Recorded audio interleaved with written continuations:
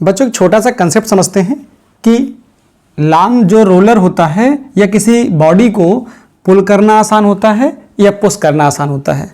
किसी भी बॉडी को पुल करना आसान होता है या पुश करना आसान होता है।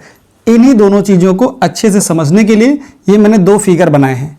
आपको थोड़ी सी लैंग्वेज लिखनी होती है। क्या लिखनी होती है कि एक आपने लॉन्ग रोलर लिया हुआ है जिसका वेट कितना है mg है, और दोनों में पुल के केस में भी पुश के केस में चाहे इसको पुश कर लीजिए इसको पुल कर लीजिए, लेकिन मैंने जो एरो बना दिया है इस एरो में क्या दिख रहा है कि ये पुश कर रहे हो और इस यहाँ दिखेगा पुल कर रहे हो।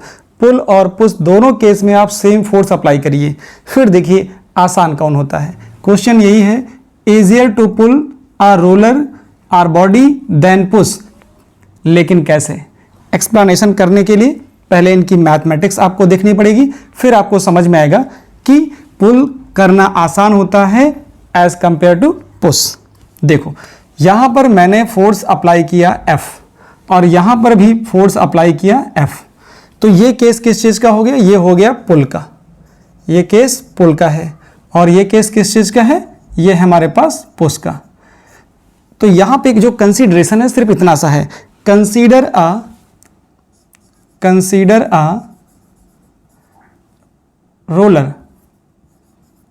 अ roller having mass, having weight लिख लीजिए, हैविंग वेट mg,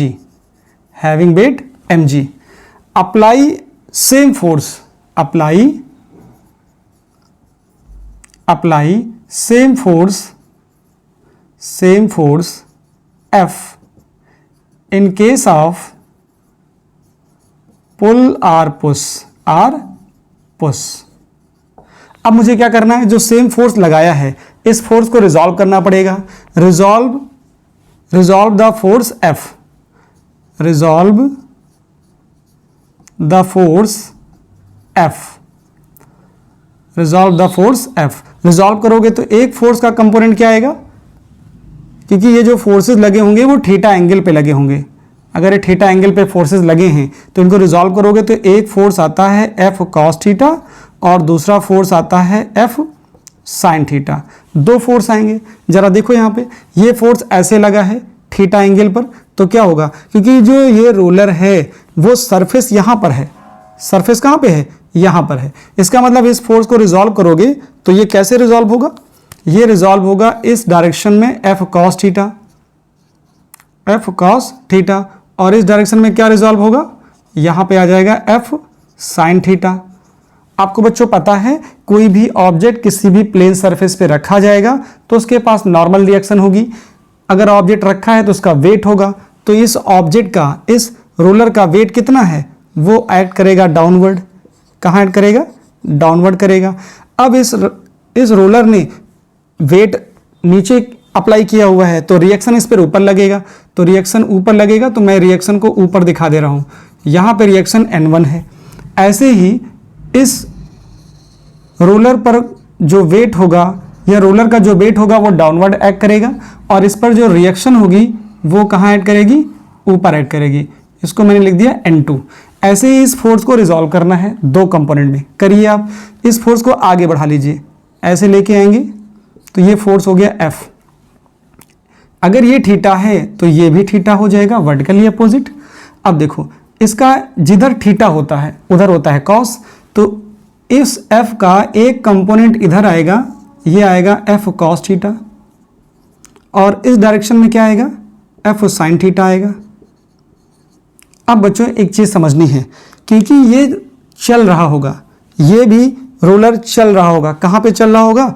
इस सरफेस पे चल रहा होगा, इस सरफेस पे चल रहा होगा।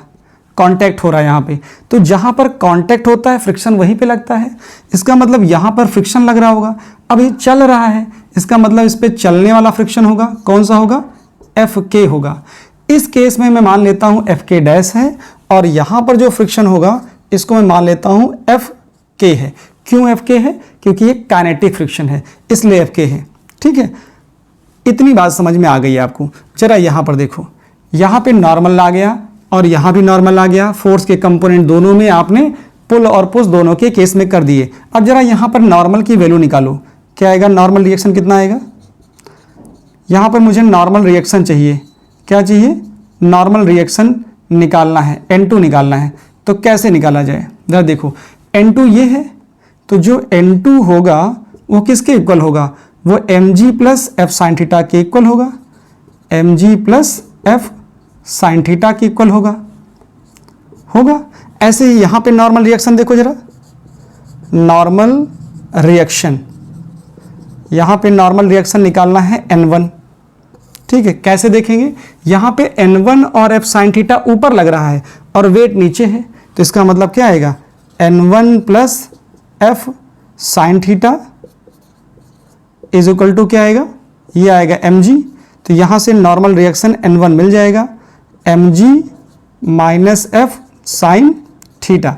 अब आप बच्चों क्या निकालो? दोनों केस में फ्रिक्शन फोर्स निकालो। क्या निकालोगे? फ्रिक्शन फोर्स, क्योंकि चल तो रहा ही है, नॉर्मल रिएक्शन मिल गया है, तो आपको फ्रिक्शन फोर्स निकालना आसान हो जाएगा। क्या लिखा जाता है?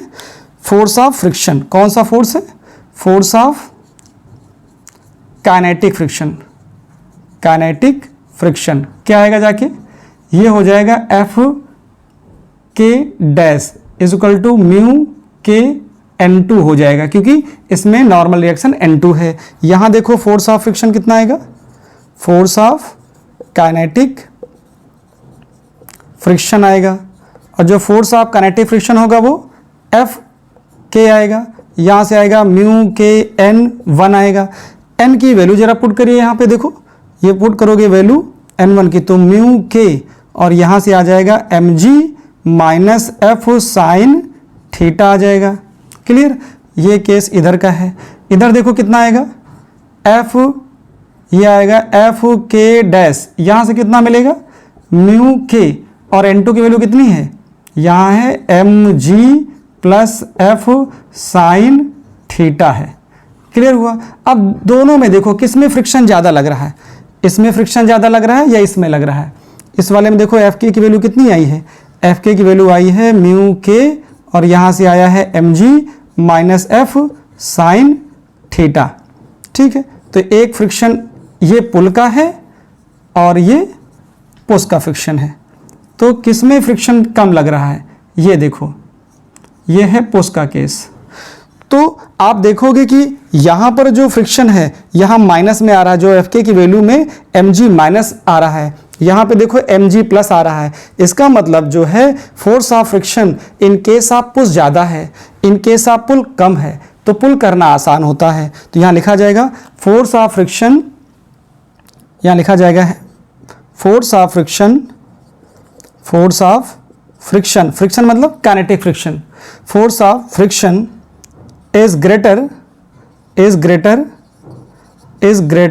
in case of push than pull. Hence pull is easier. पुल क्या होता है? पुल होता है easier. Hence pull is easier than push. किसको करना? पुश करना। लॉन रोलर हो या फिर कोई बॉडी हो, उसको पुल करना आसान होता है इन केस ऑफ पुश। क्यों आसान होता है? क्योंकि आपको पता चल गया है कि जो फोर्स ऑफ फ्रिक्शन होता है पुश के केस में ज़्यादा आता है, कि देखो mg plus F sine theta आता है, यहाँ क्या आता है? mg minus F sine theta, मतलब mg से कुछ कम हो गया तो फोर्स ऑफ फ्रिक्शन कम हो गया। अगर फोर्स ऑफ फ्रिक्शन कम है तो पुल करना आसान है और पुश करना टफ होता है। तो ये है बच्चों प्रॉपर एक्सप्लेनेशन। स्क्रीनशॉट लीजिए और नोट डाउन कर लीजिए।